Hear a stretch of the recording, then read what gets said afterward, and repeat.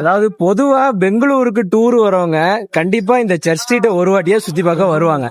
அந்த மாதிரி நம்ம முஸ்லீம் ஃப்ரெண்ட்ஸ் யாராவது வந்தீங்கன்னா நமக்கு நமாஸ் டைம் வரும், லுகர் அசர் மகரிப் இஷா அந்த மாதிரி டைம் வரும். இந்த சர்ச் ஸ்ட்ரீட்ல ஒரு மஸ்ஜித் இருக்கு, உங்களுக்கு காட்டுறேன். மகாத்மா காந்தி மெட்ரோ ஸ்டேஷனில் சர்ச் ஸ்ட்ரீட் எக்ஸிட்டுக்கு வந்து ரைட் சைடு திரும்பி 150-200 மீட்டர் நடந்தீங்கன்னா இந்த மஸ்ஜிதை நீங்கள் ரீச் ஆகலாம் மக்களே. ஜெம்ஸ் அண்ட் ஜுவல்லரி ஷாப், இந்த ஷாப்புக்கு ரைட் சைடில் இருக்கிற இந்த பெரிய பில்டிங்கில் தான் செகண்ட் ஃப்ளோரில் இருக்குது அந்த மஸ்ஜிது. ஆக்சுவலி இந்த கண்டென்ட் மேக் பண்ண காரணம் மக்களே, இந்த மஸ்ஜித் அவ்வளோ விசிபிளாக இல்லை, ரொம்ப தேடி கண்டுபிடிச்சனால தான் இந்த மஸ்ஜிதே எங்களுக்கு கிடச்சிது. இந்த பில்டிங்குள்ள நினைஞ்சோடனே லெஃப்ட் சைடு திரும்பினா லிஃப்ட் கூட இருக்குது, நீங்கள் லிஃப்ட்ல ஏறி செகண்ட் ஃப்ளோர் போய்க்கலாம். அப்படி லிஃப்ட் யூஸ் பண்ண தேவைன்னா ரைட் சைடில் ஸ்டெப்ஸ் இருக்குது மக்களே. இந்த ஸ்டெப்ஸில் ஏறி செகண்ட் ஃப்ளோருக்கு போன பிறகு லெஃப்ட் சைடு திரும்பி கொஞ்சம் நடந்தீங்கன்னா இந்த மஸ்ஜிதை நீங்கள் ரீச் ஆகலாம் ஈஸியா.